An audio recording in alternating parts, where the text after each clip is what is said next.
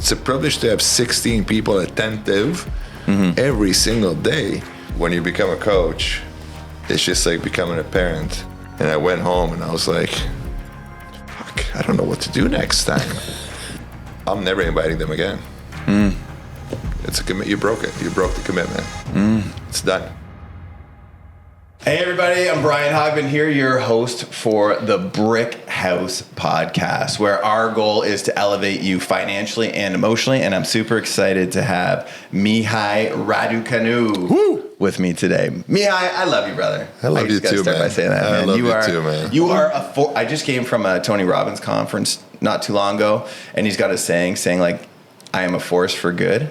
I think of you when I hear that saying all the time. You know, your life, where you've come from Romania, what you do for kids in basketball, athletics, coaching people like in business and in hoops globally, and being a husband and a father. You find the time for it all, my friend. So that's why, you know, being on this Brick House podcast is just like you are an avatar for what we're looking to share with people. Thank you, man. Thank you. Just change the picture up. Change the picture up because you don't want this. But thank you. I appreciate it. Happy to be here. You're beautiful, Happy man. to be here. You know, you're.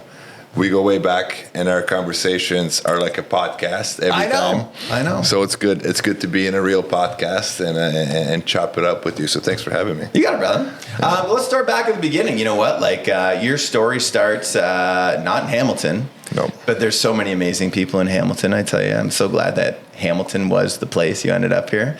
But tell me about starting out in Romania, early childhood, playing hoops, and your journey to come over here as well too. Yeah, I mean, early Romania was a different beast at the time when I was there. You know, I was born in 1980, so my first 10 years of life were communist. Wow. Communistic, and there's struggles that go along with that, such as, you know, food lineups, food portions, no heat, no water, all kinds of things that to us were just normal, right? That's part of life. And then we had to change the regime and everything, you know, kind of started opening up a bit to the Western society. And one of the opportunities was to leave the country and search for a better life. And my parents embarked on that. We sold everything, packed up everything, bought the plane tickets. We're allowed one bag each. Wow. So four of us, one bag each, and we didn't know where we were going, but we knew we were coming to Canada, and ended up in Hamilton by total chance. Total chance. You know, we're supposed to end up in Windsor, but the company that picked us up, they said, you know what, we're just going to drop you off at a motel in Scarborough. Wow. Have fun. See you later. Oh my! And we had $3,000 total. That's all we had. Wow. And yeah, that's not a lot of money. not a lot of money. Back then, it might have been. It was 1995, so it might have been like a bit more than it is to now. start a life with family, with kids, foreign country. Who spoke English when you came home? Nobody. Nobody. Zero. Right? Yeah. Like that could have been gone in a heartbeat. Yes. You know, that is huge, right? So tell me how you got involved in basketball then, because you are a hoop star. So tell me about that. Thank you. I appreciate that. Well, you know, I played when I was 13. I started playing. My mom played. Yeah. My mom played, and she introduced me to the sport, and she said, "Go practice it." And I played for in Europe the system's different. Yeah. The system's different in Europe. It's a club system. The school system doesn't really exist. Okay. Club system, you go through it. So I joined a powerful club. I learned a few things, but I was only there for 2 years. 2 years, and then we came here. Ended up in Hamilton by chance. Some people that we knew from Romania, we called them and we said, "Hey, this is where we're at." Yeah. They said, "Come stay with us for a bit in Hamilton until you figure it out." Well, we're still here. Their neighbor started a local program called Blessed Sacrament. I remember that. Yeah. Wow. And he recommended for me to call a coach. Huh. And the coach was Coach Mark Walton, who I'm pretty sure you met, and if you haven't, you will. But I went to sure Mark Walton's basketball camp when I was a young one as well, too. That's the guy. Yeah. Still a father figure to me, one of my greatest mentors in life. He'll be at practice tomorrow night. But, he took me under his wing, and he said, "Welcome to Canada." And it was very, very cool the way everything went down, because everything that he taught me was not basketball at first. It was life. Wow. And we talked about it downstairs before you came. And my mission since then is to help other people. Right. Coach Walton he went through a personal drama at the time. His son was killed by a drunk driver, same age as me. Wow. So they sold that cottage, and they got rid of all their belongings, but they brought to my parents so many things: plates, silverware, couches. I mean, you name it, right? And it was just gifted to us. Wow. And I said, Coach, I'll never be able to repay you. And he said, you don't have to, but do it to somebody else. Wow. And I've been trying to live that out ever since, because that introduced me to Canadian culture. Right. That introduced me to Canada, that introduced me to the way people are, nicest people on the planet.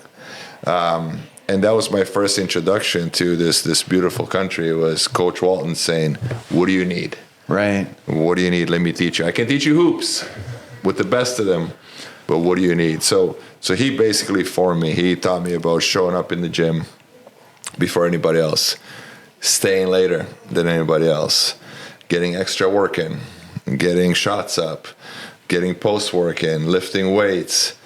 Everything that he said I did because I believed in it. And he has a way of making you believe in it. In my younger days, when I started coaching basketball, he always told me, try to show less with your body and talk more. Get them to understand what you want them to do.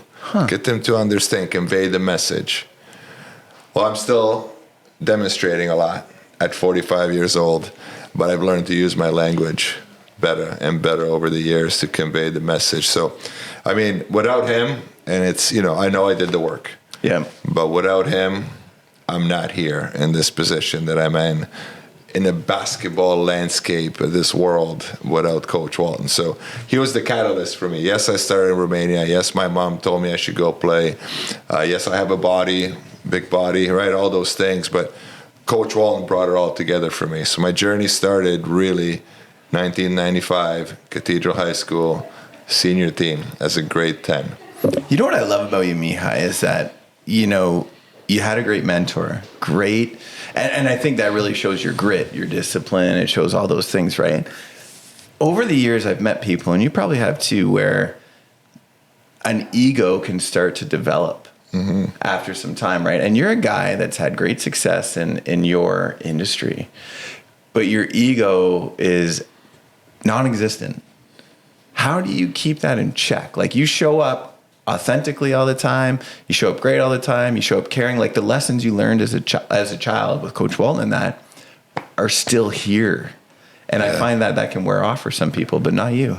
I think it can wear off if you are not grateful for what you get. I think it can wear off when you think that you finish learning. I think it can wear off when you no longer respect that you have room for growth. I think it wears off when you no longer are seeking to find people that do it better than you, that have been where you want to go, and you stop seeking information. Then you have an ego, because then you think you know everything. But also it can go the other way when you stop doing those things, because then you're scared, you're afraid. So when you're scared and you're afraid of learning and you're afraid of being exposed to the things that you don't know and you're not good at, then your ego kicks in. Right. So then you're toast, man. It's game over. It's game over. Oh, that's so powerful. It's funny because, I love our chats because, it's on the court, but it's also life, right? It's business, and it's all intertwined, right? And I see it with, we coach people, we have mortgage agents, other people that we coach, and I see some that have arrived, right? And I'm sure a player to that point. Yeah. What do you give that player, or is there something to teach that player or coach to them to say, or is it something that is uncoachable? Oh, it's coachable. Gannon Baker, another great mentor of mine. Yeah. Coach your best player the hardest. Ooh. Coach your best player the hardest. Because if I coach Brian Hogben, who's my horse who I ride, right, and I hold him accountable, and I coach him hard, and I continuously show him things that he can do better, and then he has success with it, what do you think my worst player does? Right? It elevates them. Wait, he's on Brian? And when he says something to me, I should actually do it. Right? So coach your best player the hardest. That's the best way to break great. through. You know what? I like this is why I love this, because, I've been guilty of it in the past, where it's like you take the lesser performers, let's say, and you want to pour into them and help them, which is great, I think. Mm-hmm. And then the other people, if they've been disenfranchised or not willing to grow, okay, you do you. You're okay then. Yeah. But you're not doing any service to anybody by not helping them. And you got to be clear, and you got to make sure that the mission is clear, and you got to make sure that what you're doing and what you're projecting to the team, everybody understands. Mm-hmm. They all understand their roles. And I will always use the example of Layla Davis. Layla Davis is on my team. Layla Davis came begging 2 summers ago to be part of open runs. And I said, why? And she said, I love basketball. Okay, well, Layla Davis 2 years ago wasn't a basketball player. She was just a person. But she showed so much work ethic, and she showed so much dedication that she made my team last year.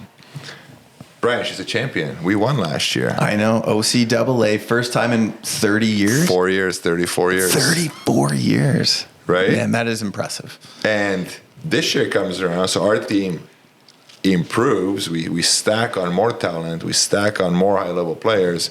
Layla Davis is still on the team. But Layla Davis knows what this team does for her, which is key. And Layla Davis knows what we need from her. And I always have the talk, and what's the currency, Brian? What's your currency? What do you need? If it's playing time, that's easy. You earn it. Mm-hmm. If it's love, if it's support, if it's being a bunch around 15 other girls that are on the same page as you, cool, we're in it. But what do we get from it? Well, I show up in practice. I bust my ass. I wish I could play her voice note on this that she left me yesterday about how thankful she is to be part of this. Wow. She doesn't get on lots. She busts her tail in practice. But she knows her role. She knows what we do for her. She knows what she needs to do for us.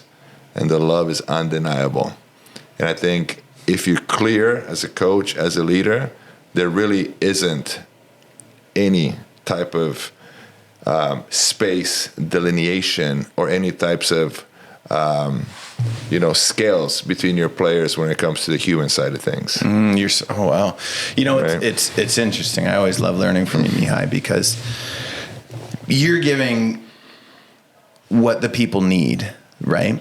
But I think some steps that people miss, and even I've missed it in the past before too, is the work that goes into understanding what they need, right? Because it's not like you just woke up. I know you're a big reader like me, and you didn't just wake up one day and go, oh, I know what you need. No. You didn't guess what they need. And tell me a little bit about the pre-work that you do with your team, because it's kind of like with any team, and I've learned this from you, the more that you get to know your team, like you say, what's the currency? You don't just say, what's your currency? You go through a process. Like, tell me about, the preseason. Like, you're doing so much where I'm like, holy shit, you do. Like, tell me about that and tell me about the process. I am very, very, very thankful that I've been around the world. I've been around the world, and I've been around great basketball minds, great basketball organizations, great basketball people, some people that, I had never even dreamt about meeting, places in the world that I've never dreamt of going to with basketball, and you pick up knowledge. It's just like reading a book, except it's real life. And those are experiences. But experiences don't do shit for you. You got to evaluate them. So when you evaluate experiences, then you relate them to who you are. But the problem is, if you don't know who you are, all this stuff doesn't matter, right? So I'll talk about finding yourself later, Please. But, I've learned from the best. I assumed everybody learns from the best. I left my high school thinking everybody has the same coach that I do. I was wrong. I started coaching thinking everybody has the same type of approach in their household as I do. I was wrong. Right? Yes. So then I'm like, how are all these experiences? Let's start evaluating, and what do I like the most because it fits who I am. At one point in time, Gannon Baker, when I was learning how to teach, we were somewhere in Ohio running a Nike camp, and he pulled me aside and he said, I don't like the way you talk. And I said, why? He said, it's too to the point. It's too straight. You don't give the kids any rhymes. You don't rhyme with them. You don't rhyme words. You don't make it fun. And I said, but that's not me. I make it fun different ways. I don't rhyme. I'm not English is my second language.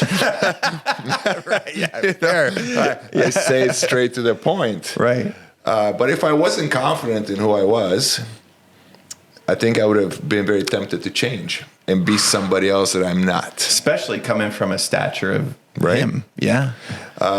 So, language is important. Experiences are important. That formed our culture. Mm-hmm. I took over a program with my assistant coaches, J9, Janine Gaunt, Hamilton legend, and Jen Fajardo, right? Just two people that helped me grow this program into what it is today. So we set our culture. Right. Am I talking too much? We're good. You are on fire, my man. Thank Keep you. going, brother. Thank Keep you. going. Yeah. So we set our culture.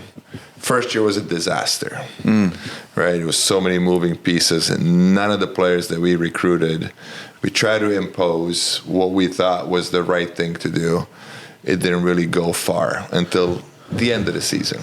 Okay. How did you know it was wrong? Just out of curiosity. When practice starts at 5 o'clock and girls are rolling in at 5:08, sipping on a drink, like nothing's wrong, you know it's wrong. Right? I hear you. Yeah. Right? I hear you. Yeah. And then when they're resistant to, hey, you should be here if you're not 10 minutes early or late, if you're not, all these things, right? And they're looking at me like I'm crazy, right? So you have to get rid of people.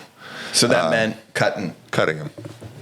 Will Just you, cut people. Will you give a chance? Like, what's your process for when you're moving people off the team? Culture is not for sale is the process. Culture is not for sale. It's funny, I saw her last night at a Hamilton All-Star game. She was in the crowd, but the first player I ever cut here was before we even started preseason, my first year. Wow. I put some rules into place, and one of the rules was no personal agendas. It's about the team, no personal agendas. It's about us. Right. Well, another coach from another conference, from another side of the province, the country, different province, called me, who I've helped become a better coach, who hired me in the past to go train his team, said, hey, you're the new coach at Mohawk? There's a girl that reached out wanting to come play for me. So I brought her in and I said, no personal agendas. Right. She said, well, I heard that coach has a good contact to get me to play pro. I said, you clearly don't know my resume. Exactly. No personal agendas. You're out. You just chose your way out of it. Chose your way out. There was a whole thing. Athletic director, dean of students. She went thinking that she was wrongfully dismissed. And that was your first year? First year before we even started preseason. Wow. That's a statement. Yeah, culture's not for sale, man. I like it. So we've evolved, right? And we've evolved. And right now, the last couple of years, what we focus on and we know that works is our people. Mm-hmm. Not only us knowing them as coaches, but them knowing each other. So one of the exercises that we do is takes about an hour. And we sit in a room and we talk. Brian, how do you like to receive feedback? How do you like to receive information? Yeah. And how do you like to give it to somebody? Right? And it could be, listen, I want you to tell it straight. So Malik, she works for you. Yeah. So she likes to receive it straight. Yeah. And she likes to deliver it straight. Mm-hmm. So we all know that. Yeah. Most of my players are like that. But there's some that like a whisper. And not necessarily because of who they are, more based on experiences in the past with coaches, right? Being belittled, being berated, all those things. So you have to listen to that as a leader. You have to listen to how they like to be spoken to. There's one rule though. In the heat of the moment, when we're getting our asses kicked on the floor and you got to get your butt back on defense, it doesn't matter how we deliver it. You just got to take it. We can sort it out after. Hey, I love that. right? Well, because you know what you've done there, and I see this in business too, because, you know, I always want to coach everybody the best way I can, and I think I could do a better job of taking the pre-work time, like the pre-work. Mm-hmm. But when you set an expectation of saying, hey, I'll deliver it to you in a whisper or with a yell or with a direct, but in the heat of the moment, I might lose my shit, and I'm going to say whatever I'm going to say. Yeah. But because I'm setting that expectation, I'm doing that with clarity and kindness. And then we can sort it out later, right? But I think too often everybody just misses that step because we're imperfect. I am going to lose my shit. You're going to lose. Everybody's going to lose at some point in time. But what you've done is created that space to say, we'll make it better later.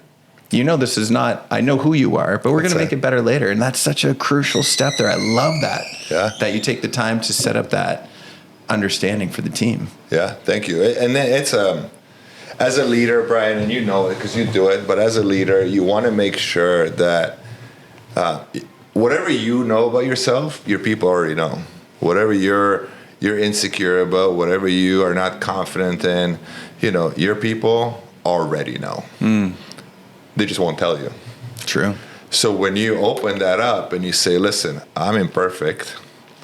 I don't know it all. I need all your help. I'm going to hold you accountable, but I need you to hold me accountable. Give you an example from this season. Can I? Please. Yeah.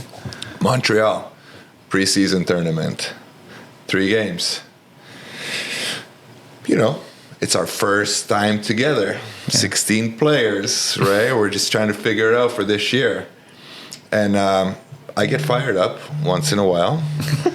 And I was busting out a couple 2-foot stumps, like in the middle of the game. Like, come on, you know? 2-foot stump. And, and my captains grabbed me on the bus ride back, and they said, hey, a couple things, you know? We know what we need to work on because you let us know. We appreciate less stumps. The message that you're sending with the stump is not one of confidence. It doesn't help us. Haven't stomped since. And I consciously control it. Yes, they've gotten better. Yes, we're 8-0. Yes, we're number 2 in the country. Yes, we're doing really well. But I think adjusting based on what our common needs are. Yeah. And being able to be together, it's very, very important. I think what you are really great at, though, which a lot of leaders aren't, is when the feedback's given, you might ask for it, but you might not want to hear it. And you got to be, because it's in that moment, I think, where trust is built or trust is killed, right? So if you ask for feedback and then they give it and you say, oh, I was this, or you deflect or defend, excuse it out, then you're never going to get it again, right? So it's really taking that moment being like, okay. Yeah, no more stomping Tom. I'm done. Yeah, I'm out. You have to. Yeah. Now we joke about it, right? And then you develop that we're all in it together. It's our trust. And whatever we're doing together. And I'm going to hold you accountable at the highest standards. And if you don't do the same to me, right, that's on you. That's on you. And if you don't like what I'm delivering and my behavior and the way we're practicing, I walked into practice one day and the girl said, it's too easy. Can you change this part out? It's too easy. We don't want to just shoot the ball for 50 minutes. Can we compete?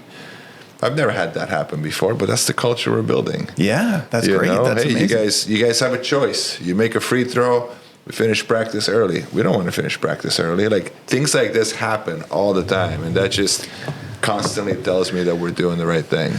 To have a championship winning team, whether it's, OCAA, Mohawk, probably going to do it again, right? Or it's in business or somewhere else. What is the time commitment that someone like you makes to your team? You got 16 players, and I've met people in business that have 100 employees or 200 employees or 10 or 5. What is the commitment time look like for you, like when you invest in the team? It's all the time. Is it Monday to Friday, 9 to 5? No. It's Sunday through Sunday, 24/7. I'm very OCD, as you know, and I have all my players and coaches in my phone, and the extension at the end is MWBB, basketball emoji. So they are allowed to ring through at any point in time. Doesn't matter what kind of sleep mode, study mode, work mode my phone is in. Them, my 2 kids and my wife can ring through at any time. It doesn't matter. You know what? Listen to this, because we live in a world today with boundaries. I hear this term a lot, boundaries, right? Yeah. And it's like, I think it's amazing to hear that someone like you, the boundary is limitless when you're showing up as a leader for your team. You're like, guys, I'm here for you. Yeah. You don't just say like, I'm here for you guys until 8:00 and then it's my time, or I'm here, but don't bug me Saturday from 2 to 9. Yeah. It's anytime. Anytime. And I'm very thankful and grateful that my wife's a hooper. My wife was a coach, and she gets it. I'm thankful. My kids are athletes, so they get it. The ecosystem is just great there for me to be able to do that 24/7, to be able to show up for them, to be able to be providing them any advice, any answers, and if I don't know it, connecting them with the right people. Yeah. And somebody asked me on a podcast a few months back, they said, what's the number one question you deal with from these athletes? It's never about basketball. It's always life. Right. It's always life. So that, like, the number one struggle, because I was going to ask that too, that you see from the team and stuff like that, it's nothing to do with ball. It's because you've built up trust as a leader, and it's something to do with a life problem. It's always going to be, how can they be a better human? How can they be more authentic?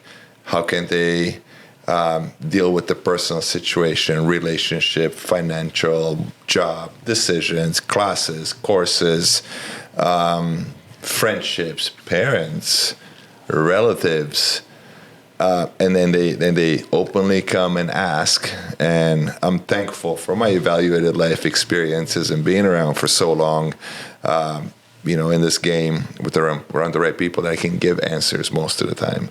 I can only give the answers from my personal experiences or stories from people that I trust. Like, I use you, I use Coach Walton, I use a couple other people that I trust that the stories you tell me are true and they're real, and your experiences are real. So I would use that because, hey, I don't know what you're dealing with, but my buddy Brian did.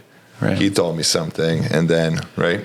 There's something actually I learned from, it's called Gestalt. And what you're doing there is when you tell somebody what to do, it's taken differently than when they call it experience sharing. Okay. You're sharing an experience. That's it. Right? Because then it's like, when you share an experience with me, I can take what I want from it or leave what I want from it. And you're not dictating what I should do. It's actually really powerful. And Brian, I don't tell my kids what to do. I've never told my kids what to do. Really? Yeah, I'm a huge on. And you have amazing kids.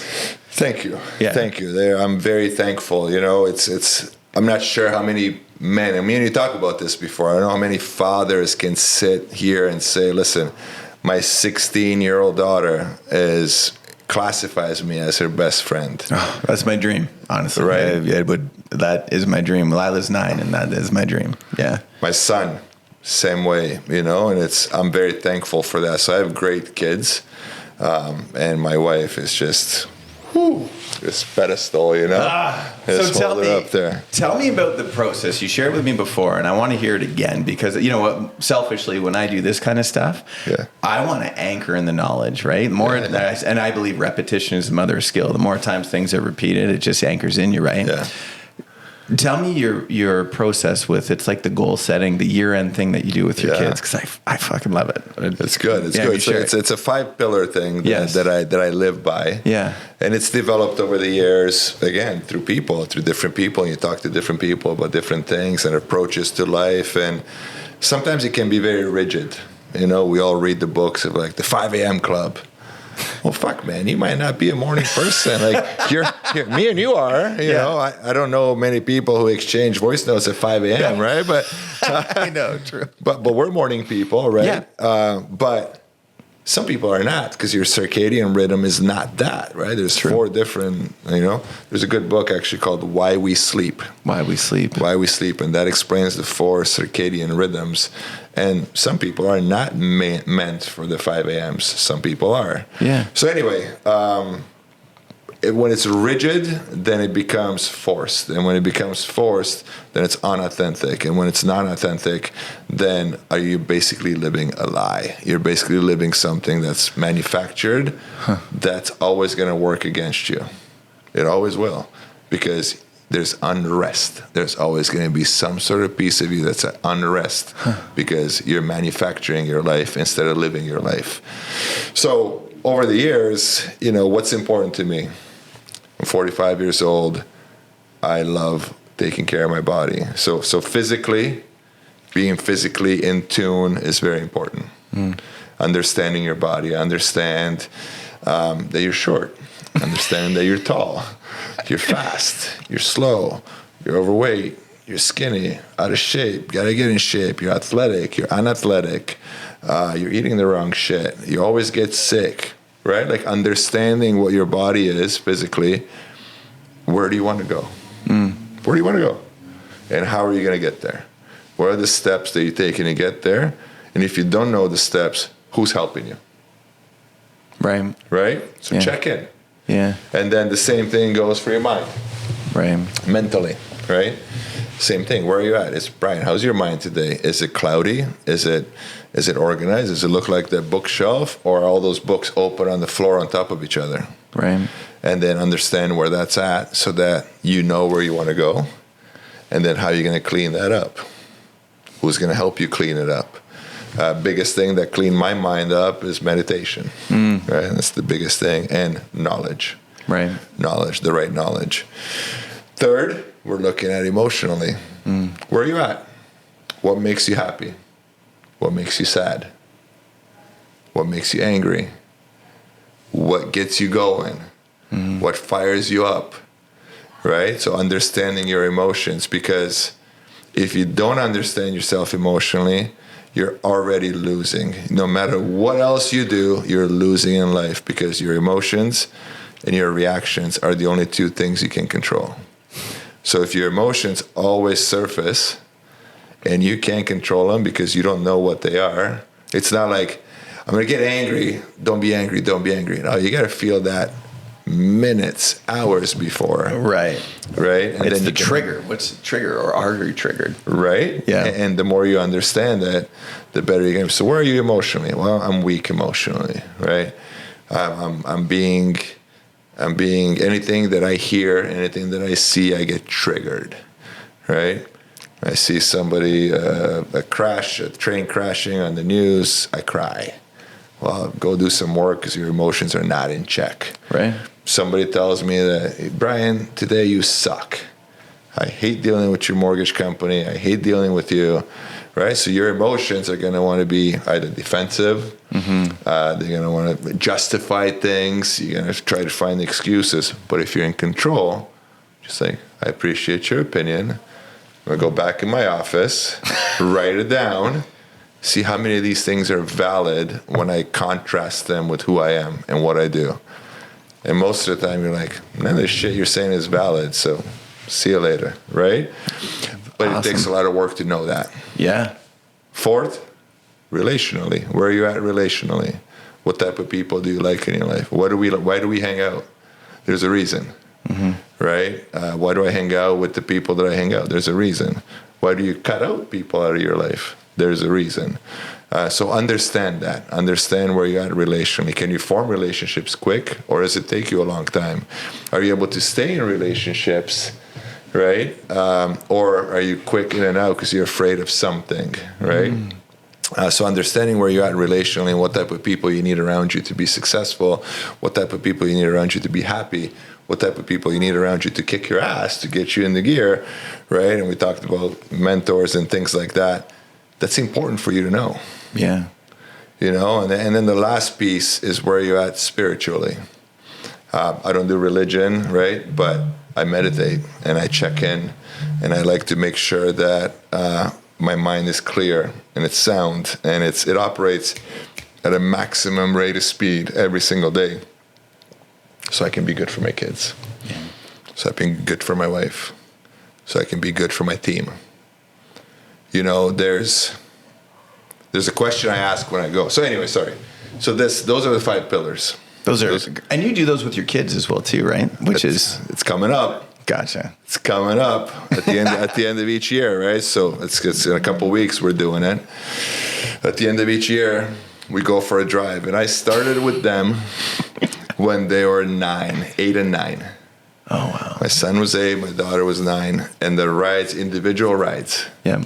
Hot chocolate, you know, small because it's too much sugar. So small. I love it, yeah. Go for a drive.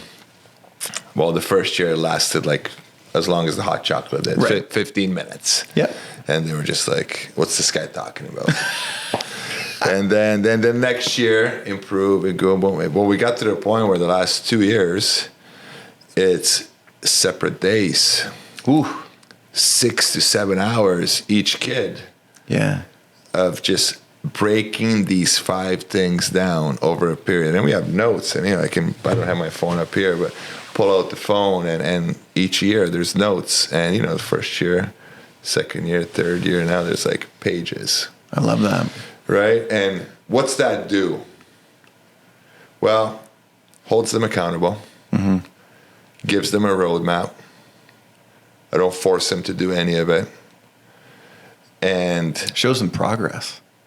They look back and they see where they've come from. Yeah. So, the huge emphasis for this year was vocabulary for my daughter. Expand the vocabulary. Use more specific, descriptive words than having a long, ongoing paragraph to describe one thing. And that was her thing. And I asked her the other day for her help. I said, "Hey, can I get your help? I'm looking for a new skincare routine. I don't really had one. I never had one." So she loves, healthy, vegan, clean type of skincare products. So I said, "Hey, can you help me out? This is on Thursday." She says, "No problem. I have a tournament this weekend. I'll get it to you by Sunday." Well, Sunday, I get a shared note, a document, color-coded, paragraphed, organized. This is what you like. Here's the link to this. But if we don't do all those exercises for years and years and years and years of taking notes and showing them the progress and teaching them how to put things on paper and teaching them how to relay information, A, I can never ask her that question. B, I will never get the answer that I got. Right. That is awesome. My daughter's 9 now, so I feel like I could start doing that with her this year. So. Yeah. Well, you're building that relationship, you're building the trust with her, and that's the most important person in your life, and that's why you can say that you're best friends. At this time. Yeah. I'm curious. You know what? Because you went from a player to a coach. Yeah. Right, and you had a bunch of stuff in between as well too. Tell me a little bit about the transition from player to coach, but I also think, is there a way to determine who would make a good coach and who makes a good player? Because not every good player is going to be a good coach. Not every good coach is a good player, right? Yeah. And, and I see this parlay in our world and in the business world quite a bit. So tell me about your journey from going from player to coach. Yeah, I think most players that are really, really, really good don't make a good coach because they're used to being here. They're used to being the player, the guy, the girl. Right. But when you become a coach, it's just like becoming a parent. It's selfless. It's not about you. It's not about you. It's never about you. Right? I can't tell you how many things I go to and you win a $10 Starbucks card or a $15 Tim Hortons card, or somebody gives you something, and I never think of keeping it. I either give it to my wife or I bring it to my players and they do half-court shots for it. Right? Like I never think of that. So it's selfless. It's not, I I never registered. It's like, oh, Brian gave me a $10 Starbucks card. I can't wait to load it on my card and go buy a coffee. It's always like, okay, does Britt need this? Well, she's good. My girls would like this. Let's have, so I think that's the biggest thing. But for me, the transition was abrupt, I would say. Right. Because I was a cop. Yeah. And one of the guys I work with said, hey, my kid's in grade 7. You played high-level ball. Can you help him? His name's Zach Bickle. He's the first guy I ever trained. August 23rd, 2008. That's amazing. August 23rd, 2008. And I showed up in his driveway. with the whole thing tucked in my shorts, right? Ready with the plan, right? So then I'm like, we get it done. And we finish, and the kid says, okay, when's the next one? I'm like, oh shit, there's a next one? I teach you everything in one? We gotta do this again? And I realized that I didn't know much. I realized that I needed more information. I realized that it had nothing to do with my back to the basket, hook shots, setting screens, hitting people. That's got nothing to do with coaching. Because that was my career. That's how I played. Yeah. And it was time to get myself better. So for me, it's the mentality of getting yourself better that helped me. So I left that session and I went home and I was like, fuck, I don't know what to do next time.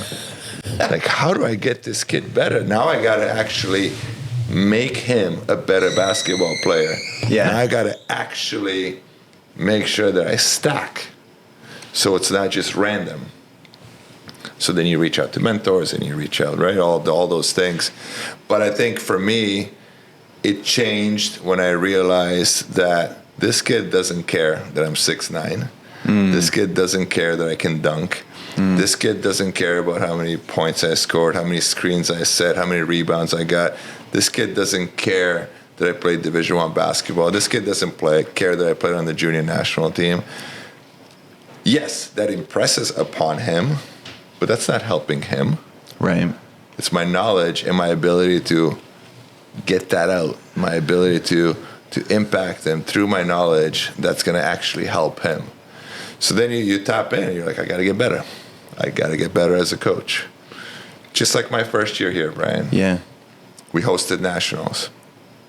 And we didn't belong in nationals, but we got to play because we hosted. Yeah. So, we got exposed. And I'll tell this story till the day, I die. I remember looking at the scoreboard. I remember there was a minute 46 in the game left. We were down by 2. I didn't know what to do. I didn't have it in me. I didn't have the package. I didn't have the knowledge. Yeah. So wow. I'm sitting there and I'm like, I call the timeout. Yeah. Let's go. You guys got this. Keep playing hard. Keep helping each other. Keep running. Keep getting up and down the floor. But I didn't give them any information, any actual information they can use so that we can win that game. Right? Yeah. So that's when it clicked for me. I stood there and I was like, holy shit, I don't know anything. Wow. Right? Wow. Good for you to have that. They say a jar can't read its own label. That's a saying that I love. But for you to have that awareness, that's been a skill that you've been able to continue to build, right? Because there's many moments in time where you can have the aha moment or you can be totally blind to it, right? I love that coaching has no place for ego. Zero. It's a privilege. No place man. at all. It's a privilege, honestly. Like, the fact that I get to coach this team, the fact that I get to be around my 4th year around a group of 16 women, we call it 19, right? We're 19 of us, 16 players, 2 assistant coaches, and I get to do this on a daily basis. We have our Christmas party tonight, right? We get to hang out. I'm dressed like a big elf, you know what I mean? Like, it's just... Of course you are. Right, but I'm saying it's this is not a gimme. This is not a guarantee. This is not something that you just get to do. Yes. It's a privilege to be able to impact. It's a privilege to be able to spit the right knowledge. It's a privilege to have 16 people attentive every single day. And if you lead by fear, if you lead through position, and I think we studied John Maxwell. You listen to John Maxwell, and he's got the 5 levels of leadership. Yep. And the lowest level of leadership is by position. Yep. So if you're stuck there as a coach and you're just leading by position, you're out. You're out. You're gonna constantly try to go to coaching clinics and figure out new ways to new offenses and new defenses. It's not it. Right. It's Morgan Wooten. You don't know him. DeMatha High School, Washington, D.C. It's not about the X's and O's. It's about the Jimmies and Joes. Oh my God, yeah, I love you, brother. You know. So listen, I want to pivot a little bit here and look at. I want to look at, like, you're a big technology guy as well too. So AI is coming into our world. Artificial intelligence, it scares the shit out of so many people. I think they just haven't taken enough time to actually investigate it. Correct. You're an advocate for it. You learn about it. You use it. Tell me how. I know how I use it in my industry. How do you use it in yours? And where do you see it helping in coaching, in the athletics, and in your world? Yeah, I mean, it's huge. And I thank you for bringing it up, because I believe in it. Yeah. I believe in efficiency as a human. And I think we can both attest to that in our lives. I believe in efficiency, and I believe in making good use of your time, because it's the only thing that you constantly lose from the day you're born. You never gain more time. It's always going. It's always gone. Wow. Right? So true. Yeah. It's counting down. Yeah. All the time. So how do you make best use of it? Well, listen, AI is fantastic in terms of analyzing. So let's go basketball. There's an efficiency chart. There's a European, it's called PIR index, right? It's an efficiency. So after every game, you get an efficiency score. And there's a formula. The formula is like this big. Okay. Right? It's like this, plus this, minus that. And everything's taken from the stat sheet. So for me to do that after every game, right? Time.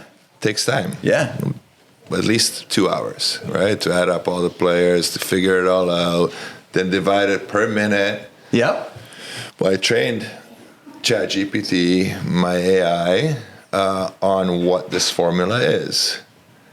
And I connected the box score on our website to it. So after every game, I just go in there, it's there, it's done. It's done. 2 hours. Just like that. Wow. So that's what it does for me there. We have AI built into our film, right? So it's awesome. So you want to go in and check Malik Dahawi's offensive possessions only. You want to check Malik Dahawi's offensive misses. You want to check Malik Dahawi's high fives. Like whatever you want to check, you can check immediately after a game. Wow. And just type it in. So AI is fantastic. And that is from the film capturing. The film. Yeah, this is a program. It's called Huddle. But anyway, it's got AI built into it. And then you go down the line of like simple things that, hey, we're going to a cottage. We have 19 of us, eating healthy, athletes, create a meal plan. Now we got, right? Like just things that help you spend more time with the people instead of being bogged down in the paperwork. Right.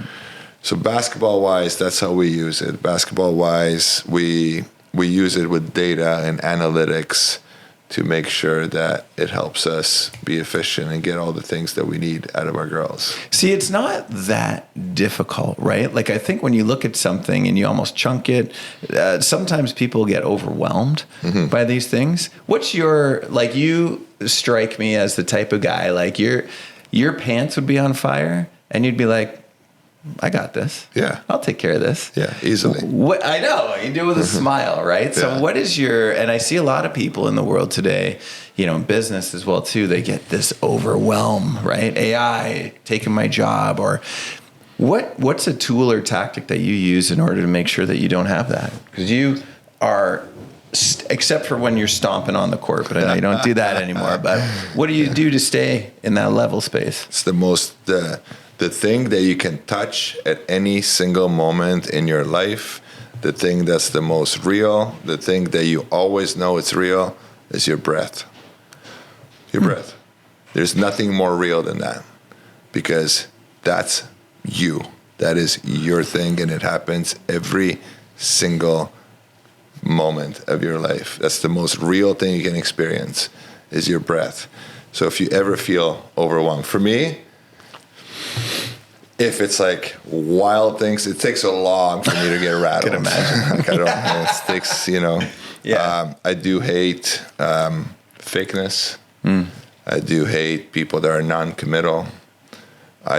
Those things probably get to me faster than other things, right? Like fakeness, laziness, non-committal. Those are things that I don't like, and I try to avoid from people that embody those things. We had a local group that said they're coming to our practice tomorrow, a local basketball group, and they canceled yesterday. We planned it for 2 weeks. I'm never inviting them again. It's a commit. You broke it. You broke the commitment. It's done. High standard. Right? Yeah. It's done. But anyway, the breath is the most important thing. And then I always tell my kids, what's the worst thing that can happen? Figure it out. What's the worst thing that can happen? And then be okay with that. And then everything else will be okay.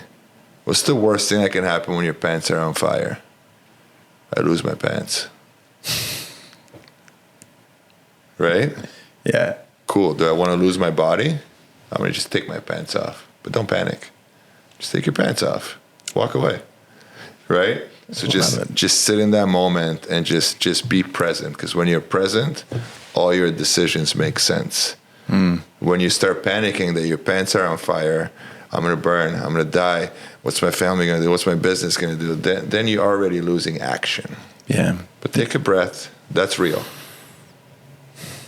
And then the rest will come to you. Now, if you don't do any work on yourself, if you don't know your mind, if you don't know your emotions, your reactions, right? If you don't understand all those things, you can breathe all you want. Your pants are still on fire, and you're probably going to burn. Yeah. You know what I mean? Yeah. That's the reality of it. Yeah, the mindset's one thing. The action's got to be followed up, right? So, a couple questions for you, Mihai, at the end here. I got a couple ones here. It's the end. We're at the end. Dude, I could talk all day, right? But I try to keep it like, I know, it flies by, man. You are a wealth of knowledge, my friend. So, actually, you know what? Before we go here, I wanted to see here, like, future stuff that you're going to be going through with Mohawk. I know you've got a lot of plans with the athletic department because you're play a big role in there. What is the plan for the Mohawk athletics coming up? Yeah, great question. I'm very thankful that I'm in a dual position at Mohawk, right? And I get to coach and I get to fundraise for athletics. I get to advance athletics. I get to help athletics reach new heights. And our athletic director, Matt Ferreira, does a great job. He's rebuilt this program from 2019. I'm very thankful that I've been alongside of him this whole time. And we're doing it at a standard that many universities don't do, never mind colleges. Mohawk College Athletics has built the holistic student-athlete experience. And for us, that means we're going to teach you about your mindset. We're going to teach you about how to lead. We're going to teach you about how to be a better person. We're going to help you with your academics by having a specific student-athlete academic advisor, specific student-athlete leadership program, specific student-athlete mindset, right? Grittiness, just understanding who you are, mental health. We have athletic trainers. We have rooms for athletes where you can go study, where you can go relax, because we're a commuter school, right? So you need a place. If you go to school from 9 a.m. to 1, we have practice at 5, what are you going to do? Go back to Brantford? Go back, right? No, just stay. So we have places for them to stay. And all that needs funding. All that needs people to help us and the community and the people around us. And you're one of them, have been helping us so much to build this infrastructure where our athletes get everything that they need in a holistic manner to perform. Because if they get all these things, Brian, then they walk away as living trophies. So true. Right? Like, you've opened up my eyes to, like, I grew up playing hockey, not to the same level, like competitive or anything, but in sports, and then I got away from it. But it's the discipline that people learn being involved in the athletics. What you're forming there is just, it's got such a ripple effect for the community. When it comes down to, people being athletes, whether they go pro, do something else, but like what you just said there, they become anchors in a community. They become pillars for growth and, and being a huge supporter of Hamilton. I love Hamilton. You're planting seeds here of all these people that are going to help elevate our community too. That's it. So I think it's tremendous. Like, be an important person that makes change, right? Like what's your one job on this planet? Just leave the world a little bit better than when you found it. It's funny, when I was thinking about you this morning, and you're in my meditation this morning, but I was like, when I think of Mihai, that's what you do all the time. Everybody you come in contact with, ever since I met you, you always try to leave someone a little bit better than how they came in, right? And that's part of my mission too. And it's funny because I think sometimes people get too preoccupied with a purpose or a mission, and it can just be to leave someone better off. That's it. Like that. And then what's really cool about that, which it took me a long time to understand, it's easy to achieve every day. Mm-hmm. If you got this weird, complicated, crazy mission vision, it's very hard to achieve. But if you're just trying to get people a little bit better, you can feel fulfilled in that and do it every day. That's it. Yeah. That's it. You don't have to reinvent the wheel. Just help people. And people need more help than you think. And that's true. I last night we were at the high school all-star game. And, a lot of coaches will recruit by saying, come to Mohawk because, and I don't know what coaches say, but I know in the basketball world, come to us, we have this and this and this and this, and come to us because we win, and come to us. And I can lead with that. I can confidently lead with a recruit and say, hey, we're undefeated. We won last year. We're number 2 in the country. I know what I'm doing. Our girls are getting better. I'd rather not. The way I approach recruiting is come to our practice. Come see our vibe. Come see how we roll. Come see what we have in place for the student athletes. It's not just for show. We actually have it set up. Come to Mohawk. Come see our facilities. See how much pride we take in our facilities. Yes. Is it hard for the athletic department, for the school to provide all these things? Yes. But it's also easy when we have the community behind us helping us support. So I always invite them in. Right. Because they get to experience it and feel the vibe. And then on the other side is our girls can say no or yes. Right? And it's ultimately the girls' call, not mine. That's wild. I love that. It's so funny too because I was previously talking to Rich, who's president of Mortgage Center. We were having the same conversation about recruitment, and it's so funny. The exact same thing, and his line was, "Your vibe attracts your tribe. Be authentically yourself. Bring them in. It's like you're lifting up the curtain. Here we are."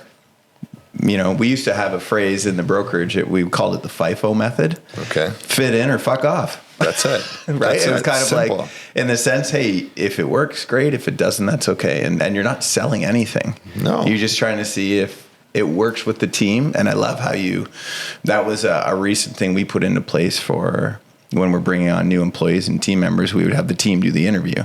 Yeah. Right? Because whether I like them or not, too, is one thing. But whether the team likes them and they're able to work with them it's going to create a cohesive unit, or it's going to create a cancer. That's it.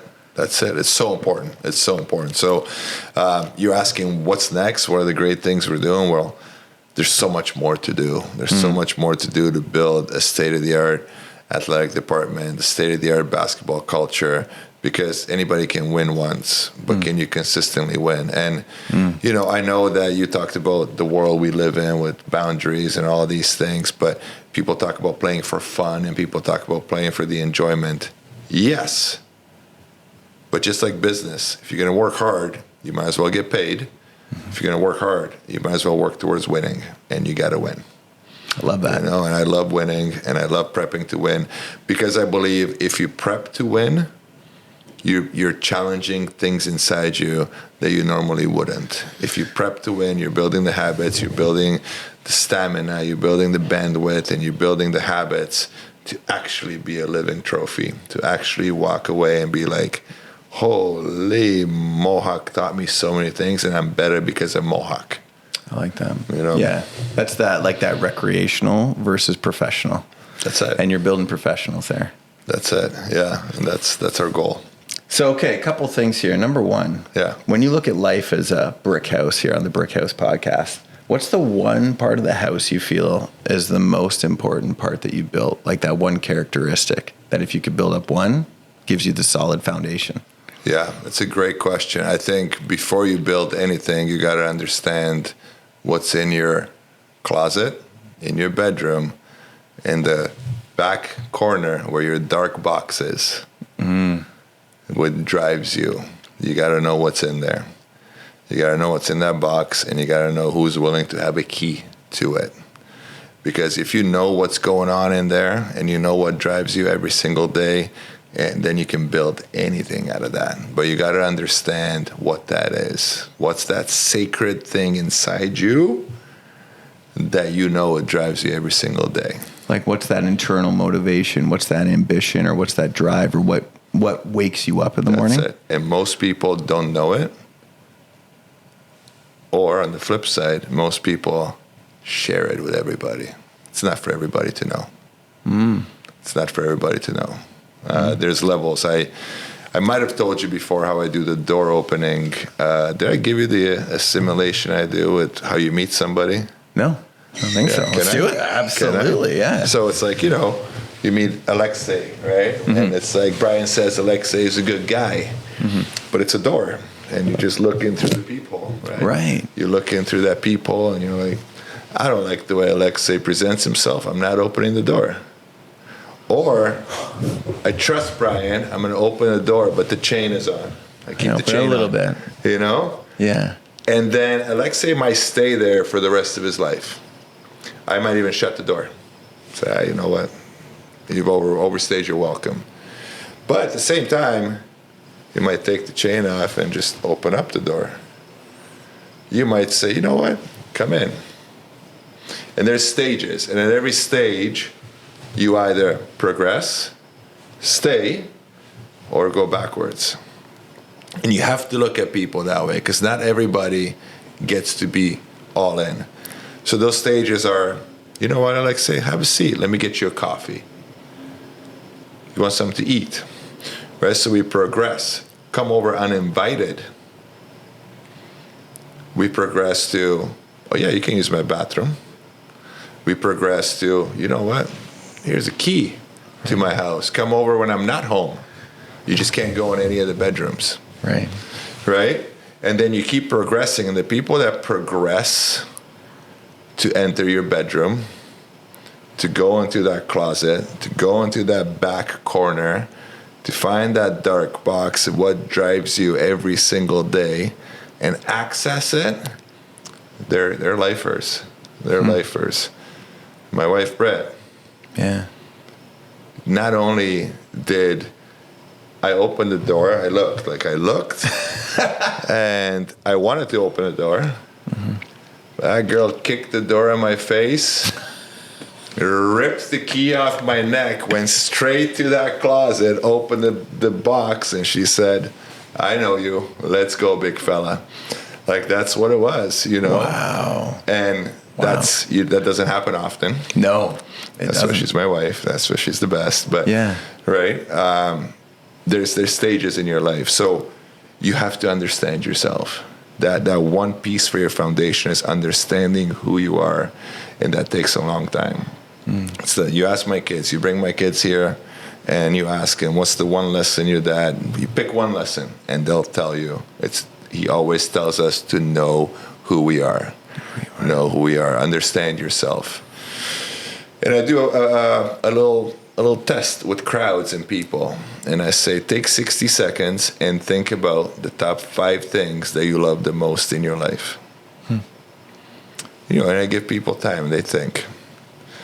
And I've been in rooms of like 2,000, 3,000, 4,000 people. I've been in rooms of 5 people. And I always ask at the end, put your hand up if the number one thing on your list was yourself. Very rarely you see hands go up. Right. And then I don't ask them what their 5 are, but I tell them my 5. So my 5 is number 1, I love myself. That's the number one thing in this life that I love.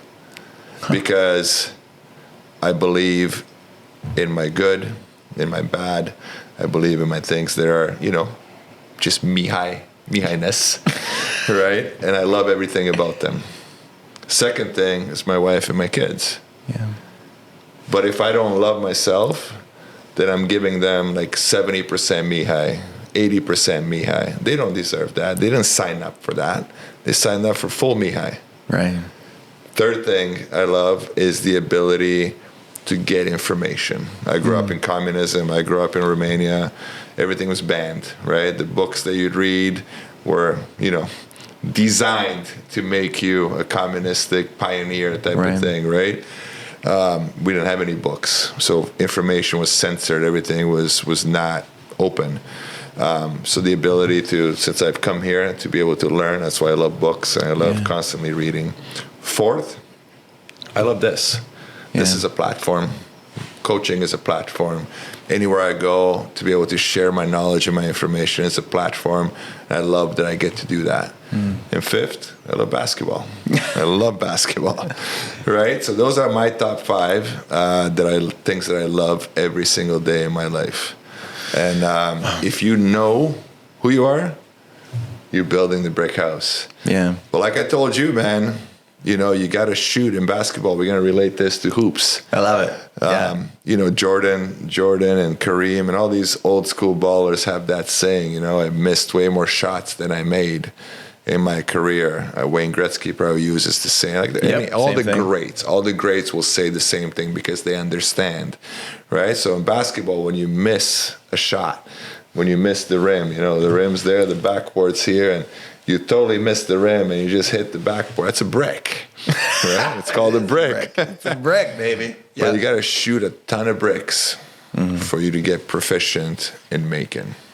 I love that. Right? Yes. So I love this. I love that. It's a brick house. One book that you can leave everybody with. I know you're an avid reader. I know, and for you to choose one is like probably impossible. But if you had one to give out, what would the one book be?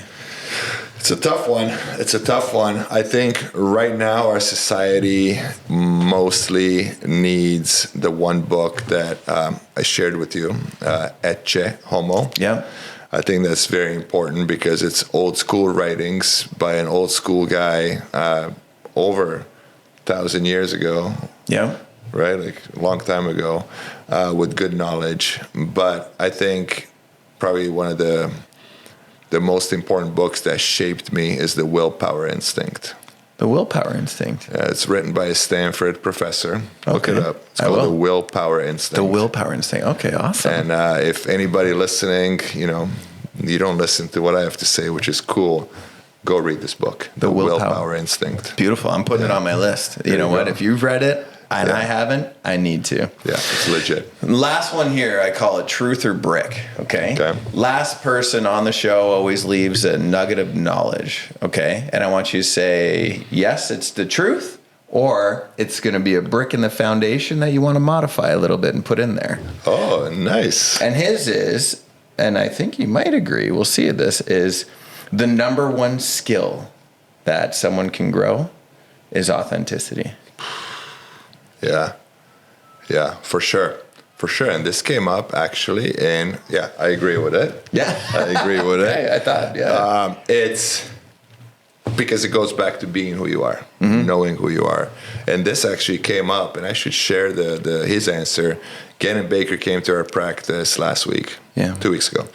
And Layla Davis asked the same question.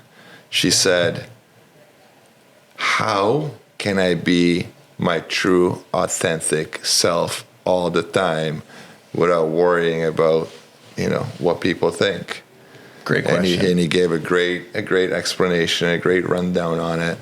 And I think if you can figure out how you can be authentic 100% of the time, you have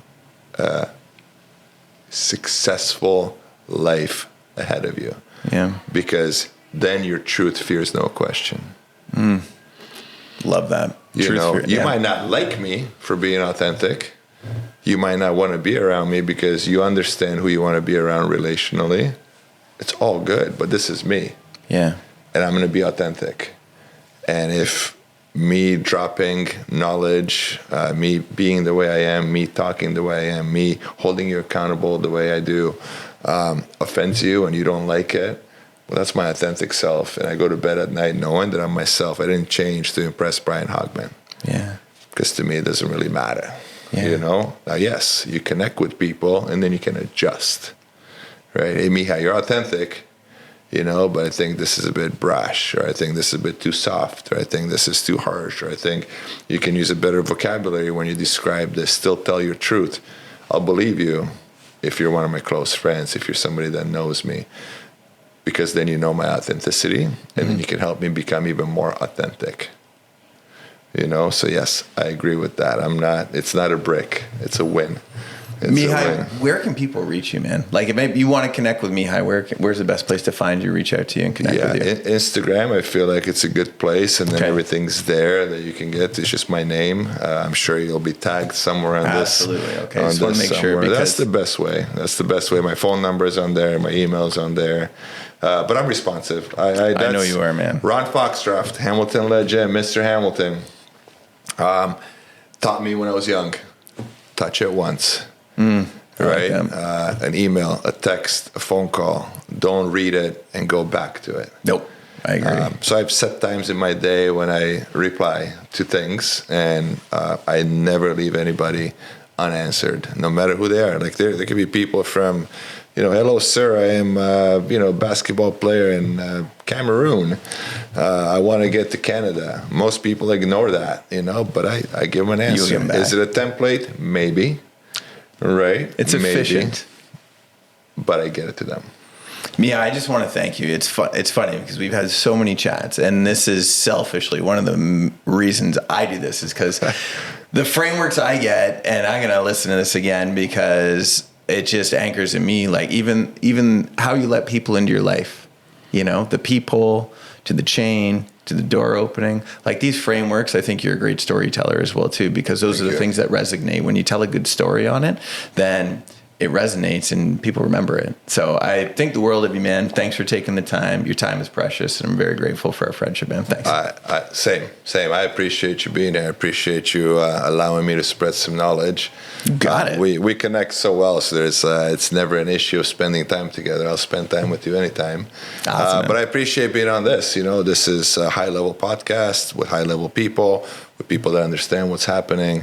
But most importantly, I think it's for a good cause, right? And you've told me the reasons why you're doing it. I think it's amazing. And people back in the day used to always message me, because I was one of the first skilled trainers in Canada to ever charge money for basketball. Mm-hmm. And people used to message me and say, "Hey, how much money do you make? I want to be a skilled trainer." So I used to tell them, "You're leading with the wrong thing. I can't help you." Yeah. You never said to me, and I was asking you, and I was trying to get to it, but you never once broke, and you said, "This is a lead magnet. This is for me to get more customers. This is for me to improve my business." You've never said that. I almost had to get it out of you to be like, yeah. and that's what makes you who you are. That's what makes this a good informational piece for anybody, not only in Hamilton, not only our community. It's just anybody that listens to this can learn. And if you get guests that are, on this caliber, yeah. And I appreciate the nice words, then it's going to be a fantastic knowledge piece for people. Thanks, Mihai. I appreciate you. And that's it, bud. That's it. Peace out. That's it. Have a good one. Have a good one.